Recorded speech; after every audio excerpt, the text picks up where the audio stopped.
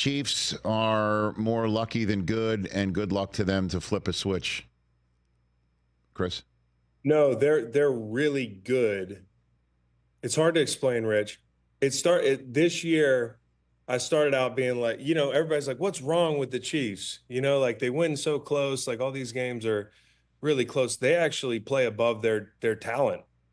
Honestly, I just like when you look at the team this year, they have some amazing players. They have probably the best quarterback of our generation, right? And Patrick Mahomes.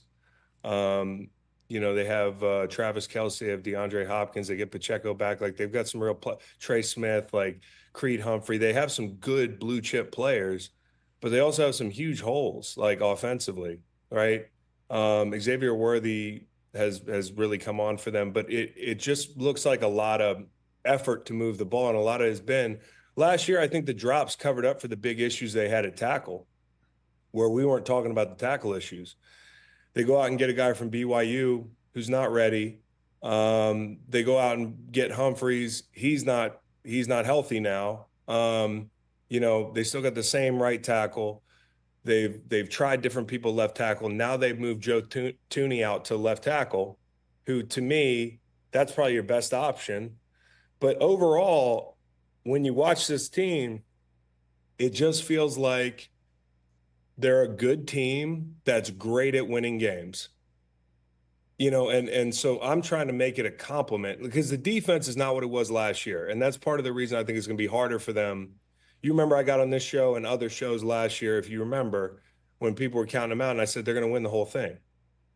And I took some flack for it, acted like, some people called me fanboy, because I'm telling it how it is.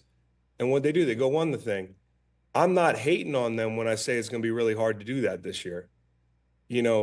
The departure of Willie Gay, the departure of L'Jarius Sneed, having to move certain guys around in the secondary because of, the lineups that they're working in. Shamari Connor left with a concussion last week, so I don't know where that is. Like, they've been beaten with some explosives.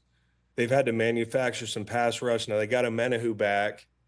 But I guess what I'm saying is, like, when you really run down the list and when you watch them on tape, I don't think they're one of the best 2-3 teams in the league, but they are the best team in the league at finishing and winning games. So then who takes the AFC if they don't?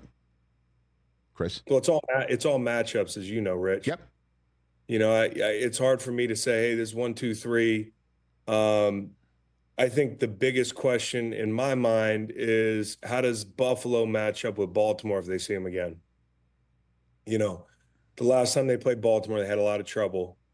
And I think this was one of the games, along with Houston, that spurred them going out and getting Amari Cooper.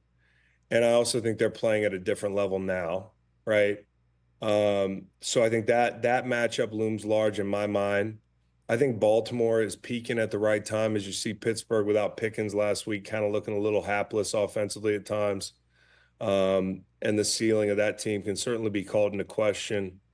I do think the elites in the AFC are kind of like Buffalo, Baltimore, Kansas City, and your usual suspects, right? Right.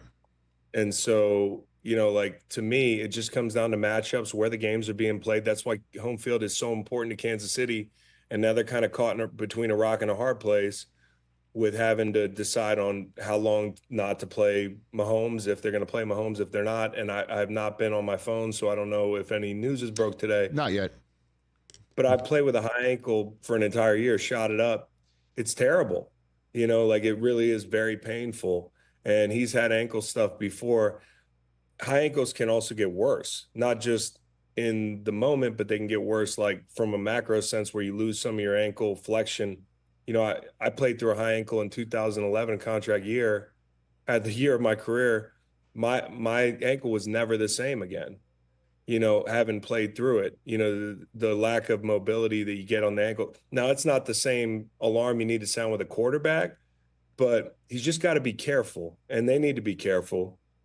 And the point of having Carson Wentz in the building, here we go again with Carson. Right.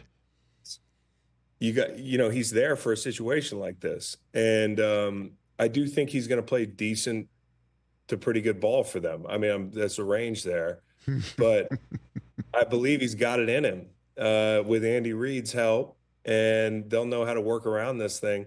Listen, they get Houston this week, who's no juggernaut.